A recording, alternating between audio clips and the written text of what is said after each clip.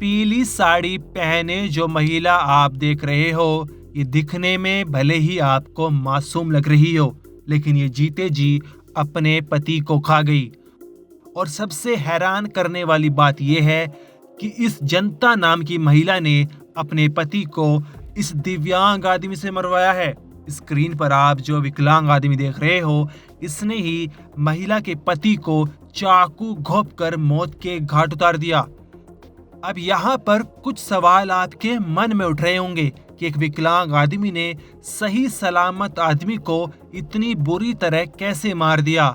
और ऐसा भी नहीं है कि विकलांग कोई हिस्ट्री शीटर क्रिमिनल हो।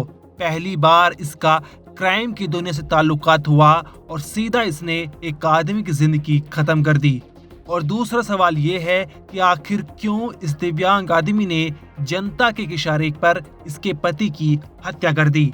इन सभी सवालों के जवाब और इस हत्याकांड की पूरी कहानी आपको इस वीडियो में बताते हैं। दरअसल ये पूरा मामला राजस्थान के अजमेर जिले का है।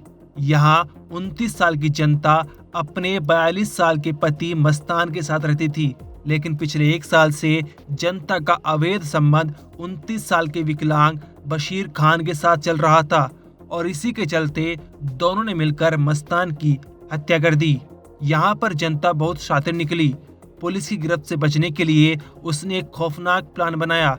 दरअसल कुछ दिनों पहले जनता ने रंजीत और अन्य लोगों के खिलाफ पुलिस में रिपोर्ट लिखाई थी कि उसके साथ मारपीट की गई है, जिससे पुलिस का शक उन पर जाए और ये दोनों बच निकले। लेकिन पुलिस की सूझबूझ और जांच पड़ताल के आगे जनता और बशीर खान का प्लान फीका पड़ गया और ये पकड़े गए।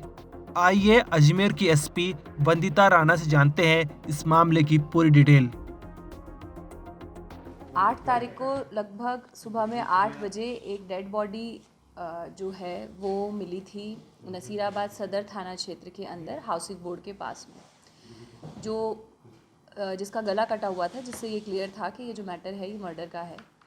जिसके लिए टीमों का गठन किया गया। टीमों का गठन करने के बाद जो एडिशनल एसपी केकड़ी हैं शिवराज जी, उनके साथ सीओ जरनैल सिंह और एसएचओ अशोक बिस्सू, इनके साथ टीम का जो है गठन किया गया।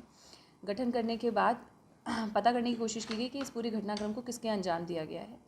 अलग अलग टीमों के द्वारा साक्ष्य संकलित किए गए, जिसके अंदर टेक्निकल टीम भी थी, फील्ड में इंटेलिजेंस कलेक्ट करने वाली टीम भी थी और इसके साथ साथ जो पूछताछ करने के लिए अलग टीम गठित की गई, सीसीटीवीज इत्यादि चेक करने के लिए अलग टीम गठित की गई। और पूरे घटनाक्रम में बात जो निकल के आई है वो ये निकल के आई है, जो मृतक था जिसका नाम मस्तान चीता था, उसकी पत्नी ने अपने प्रेमी के साथ मिलकर इस घटना को अंजाम दिया था। ये जो इसका प्रेमी है, इसका नाम बशीर खान है। बशीर खान का इसकी जो पत्नी है, इसके साथ पिछले लगभग 1 साल से संपर्क था और ये इसको अपने रास्ते से हटाना चाहते थे, जिससे ये पूरे समय इसके साथ रह सके। पहले ये पत्नी को लेके एक बार भाग भी गया था और उसके बाद एफआईआर दर्ज हुई थी और उसके बाद पत्नी को पुलिस जो है वो ढूंढ के लेके आई थी।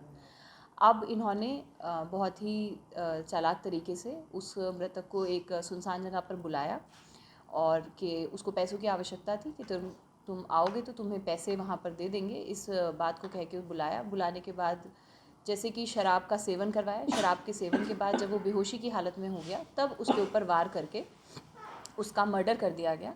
पूरे घटनाक्रम का खुलासा होने के बाद जो दोनों अभियुक्त हैं, जो जिसमें मृतक की पत्नी जिसका नाम जनता है और उस पत्नी का जो प्रेमी है बशीर खान, दोनों को गिरफ्तार कर लिया गया और आगे की जो कानूनी कार्रवाई और अनुसंधान है वो जारी है। घटना की प्लानिंग कब करी थी? ये पिछले लगभग 10-15 दिन से प्लानिंग कर रहे थे और समय समय पर ये मौका ढूंढ रहे थे और इन्होंने इसके पहले 2-3 दिन ट्राई भी किया कि ये सुनसान जगह पर मिल सके, लेकिन इन्हें सफलता प्राप्त नहीं हुई। 7 तारीख की शाम को इनको ये मौका अच्छे तरीके से प्राप्त हुआ और उसके बाद इन्होंने इस घटना को अंजाम दिया। किस तरह से मारा उसको? महिला जो है वो तो घटना के समय घटनास्थल पर उपस्थित नहीं थी। जो मारने वाला है, जिसके हाथों से मर्डर हुआ है, वो ये बशीर खान था, जो महिला का प्रेमी है। हालांकि जो इनकी कॉन्स्पिरेसी थी वो दोनों ने मिलके बनाई थी और जो मर्डर का वेपन है वो एक चाकू था जिससे गले पर वार किया गया था।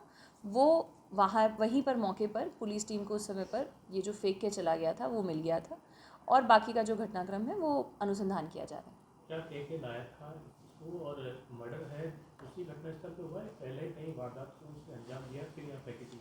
नहीं, मर्डर जिस जगह पर बॉडी मिली है उसी जगह पर हुआ है और जैसा कि मैंने कहा कि ये जो मृतक है उसको पैसों की आवश्यकता थी, तो इसने जो ये बशीर खान है इसने उससे बात की, जो मृतक है उससे, इसकी पत्नी के फ़ोन से बात हुई थी और बताया कि तुम यहाँ आ जाओ, तुम्हें जो पैसों की आवश्यकता है मैं तुम्हें पैसे दे दूँगा।